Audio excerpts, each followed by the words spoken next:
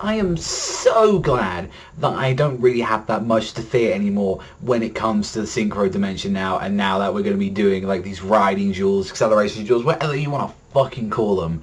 It seems like they seem to be keeping actually normal, and they seem to actually be returning to more of the meta game of Yu-Gi-Oh! We seem to be actually heading back to normal rules, but at the same time not.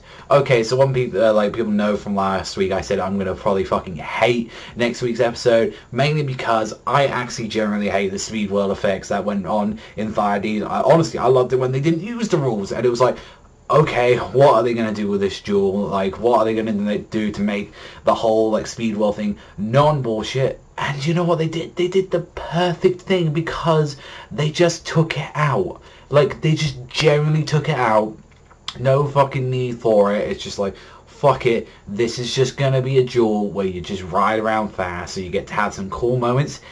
I think in this way, this is a way where it doesn't have to make any more bullshit cards, but still we can have the padding in a way where it's just like, oh, we can just have drive it, and it's like seeing the CGI and everything. And you know, it was kind of fucking, like I said, I really do like this new fucking team of like Yuzu going in there and just like actually both of them, you know, going in like dueling, and it's just like I like that fucking Yugo. It's just like, yo, let's fucking go mess up some fucking shit. Let's go mess up some security. So we've honestly seen what his deck can do, and it was kind of nice to see like a lot of variety from his deck with the speed roys, like all of them coming out. And it was like nice to see that the securities really remind me of the security guy from 5Ds, where he had like the Goyo Guardian kind of deck, where he had, I know he had like one of the old cards that I remember, like that little one that had the weird little sword thing, and it's like summoning it, and he was able to bring it back, and like his like monsters a week, they're like 1900, and it was like his powerfulest one was like 2400. Like we're both like level 5s and level 6, like synchro monsters.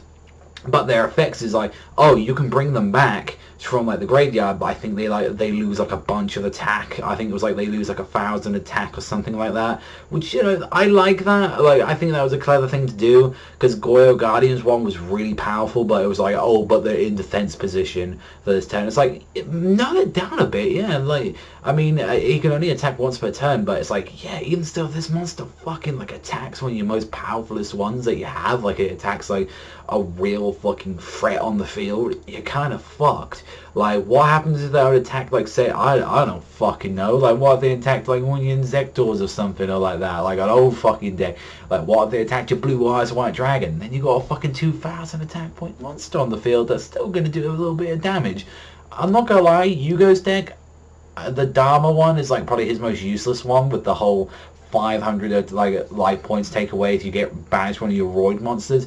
I really like the other one that had, like, 2,000 attack, but it can attack 2 times a turn, and every time it attacks, it gains 100 attack points. I really like that concept.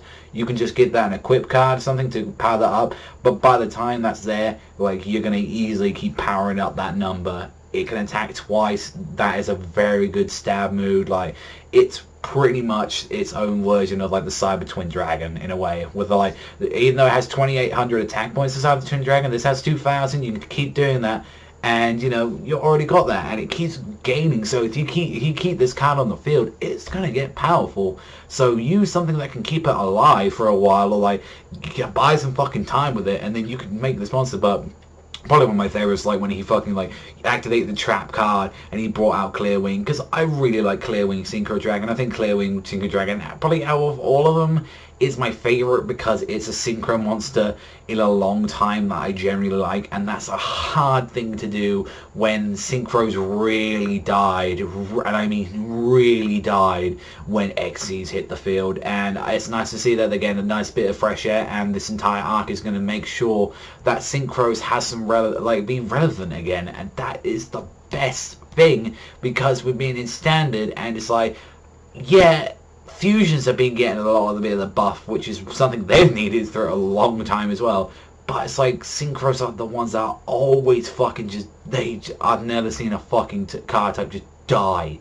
I mean, Ritual started to come back a bit, but it's like, I think synchro hit the fucking hardest when it was like Xyz, because it's like, oh look, Xyz are just super fucking easy to summon. So other than that, I thought this was a really good episode. Like, I know it's a lot of padding. I mean, I really didn't want Yuya and everyone to come back. I would have liked it if like there was another duel, or maybe we had a bit of extra time. But it seems like, yeah, we're getting back to Yuya and gang. It seems like, yeah, it was like Yuya, Shingo, Reira, and like that was like a nice little fucking group. And Serena was there, and they got caught up because apparently, if people don't like, oh, they changed their clothes, but they look identical. I'm so glad that someone said that. Like, it was like, oh, they look the same. Like, I swear to God, do people like never look at fucking hair? I can understand Yuya in that point, like where he's got a helmet on, but even for Yuya, you see she's got pink fucking hair. Like, what the fuck? Yeah, Sabrina really fucking looks like that. So I guess there was like the kind of little dumb thing where they're saying, oh, they kind of look like them, so they've got to be the fucking guys. But it's like, come the fuck on, guys.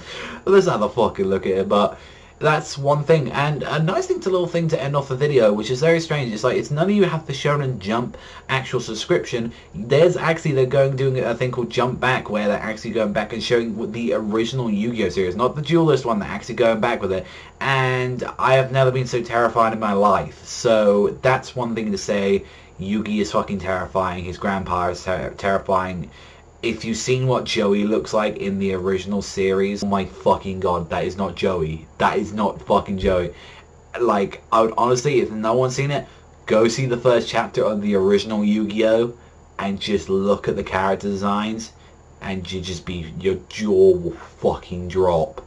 And I know that fucking bully is like the main dude. He's like one of the fucking prison security fucking guards from like 5D. So it's a terrifying thing to see. But overall, yeah, they're fun, and I thought I'd just leave you off with a nice little thing, something a little different to end off this Yu-Gi-Oh video, since it was something related. But 7, I give that 7 this week. It was a good episode, but it was like nothing that I lost my shit to, because I liked last week's episode probably a little bit more than that one, and that one didn't have any dueling in it. So let me know in the comments down below. But that's all from me. So thank you very much for watching as always, and I'll see you guys